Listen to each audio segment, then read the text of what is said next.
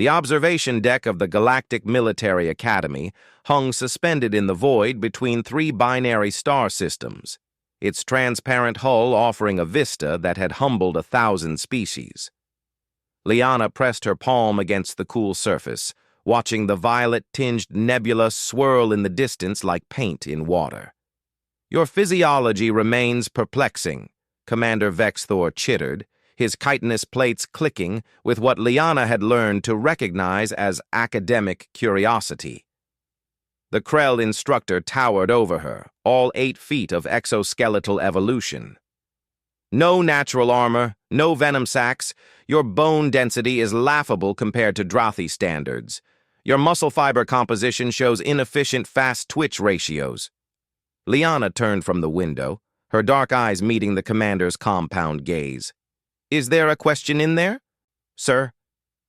"Why does Earth produce no warrior caste?" Vexthor gestured with 2 of his 4 arms toward the training arena below, where cadets from 73 worlds engaged in combat simulations. "The Krell evolved warrior drones. The Drothi have their berserker bloodlines. The Zenthi literally photosynthesize adrenaline analogs. But humans? You're the first of your kind in 300 cycles to even apply to this academy." James looked up from his data pad across the observation deck, where he'd been calculating orbital decay patterns for their upcoming navigation exam. "Permission to speak, Commander?" "Granted, Cadet Reeves." James stood, his lean frame deceptively casual. "You're looking at one, sir." Vexthor's mandibles spread in what might have been amusement. "Explain." "Earth didn't evolve a warrior caste because every human is one," Liana interjected, drawing the commander's attention back. "You want to know our evolutionary advantage? It's not venom or armor or photosynthetic combat drugs." She pulled up a holographic display, her fingers dancing through the interface. "This is Earth, 1.0 G. We evolved under crushing gravity compared to 70% of known sapient species. Our cardiovascular system pumps against that resistance every moment of our lives." James joined her, adding data streams.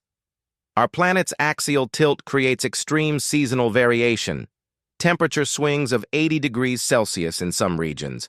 Our ancestors didn't just survive one environment, they conquered them all. Desert, Arctic, jungle, mountain peaks with half the oxygen concentration. Persistence hunting," Liana continued, warming to the subject. "Before we developed technology, we ran prey to exhaustion over days. Our thermoregulation through sweat is almost unique in the galaxy. We can outlast animals 10 times our size." Vexthor's antennae twitched skeptically. "Endurance is not ferocity." "No," James agreed. "But consider this. Earth is a Class 4 death world by galactic safety standards. Our ecosystem is so hostile that 47 survey teams refuse to complete preliminary studies.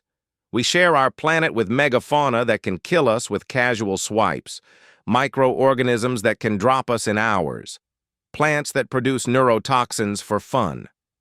Liana pulled up medical scans.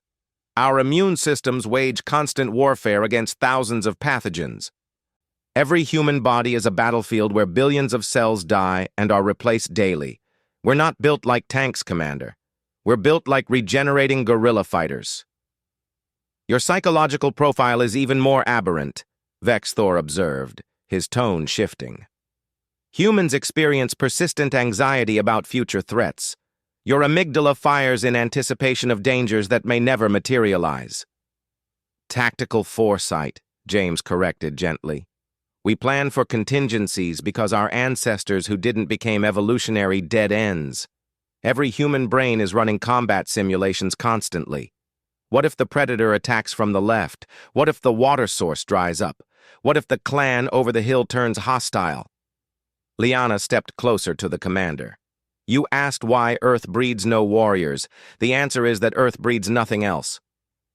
Every human who survives to adulthood has already won a war against physics, biology, and probability that would kill most species in the Accord." She gestured to her own body. "These hands, they're not claws. but they can grip tools with fine motor control that lets us turn anything into a weapon. These eyes, binocular vision with pattern recognition that can spot a threat at 500 meters.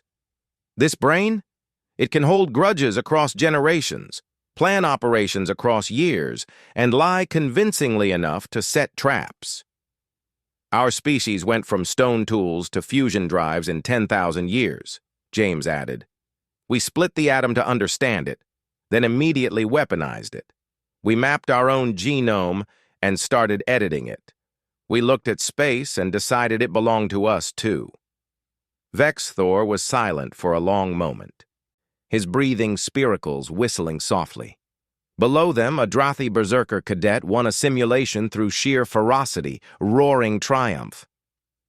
"You still haven't answered my original question," the commander said finally. "Why are you the first humans here in 3 centuries?" Liana and James exchanged glances. A slight smile crossed Liana's face. "Because Earth doesn't need to send its warriors to academies, sir," she said quietly. "Every human child learns warfare from the moment they're born, against gravity, disease, nature, and each other. The Galactic Accord only accepts cadets at physical maturity, yes?" 20 cycles minimum, Vex Thor confirmed.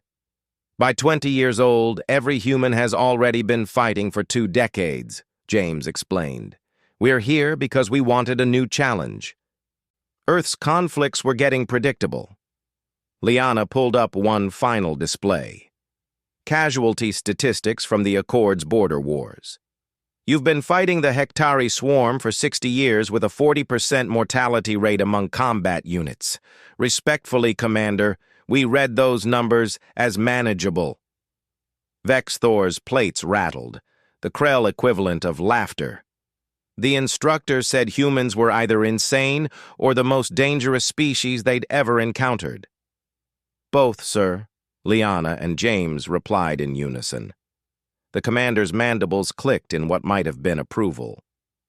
"Report to Advanced Combat Theory at 0600. If you're right about your species, you'll find our curriculum disappointingly easy." As Vex Thor departed, James turned to Liana. "Think we oversold it?" She looked back at Earth's distant star, just another pinprick in the cosmic dark. "No, if anything, we left out the worst parts." "Like what?" "Like the fact that humans invented the concept of war crimes because we needed rules to limit what we do to each other," Liana said softly. "Every other species fights for resources or territory. We fight for ideas." In the arena below, cadets from 100 worlds trained for a war they hoped would never come. Above them, 2 humans stood ready for a war that, in their bones and blood and evolutionary inheritance, had never truly ended.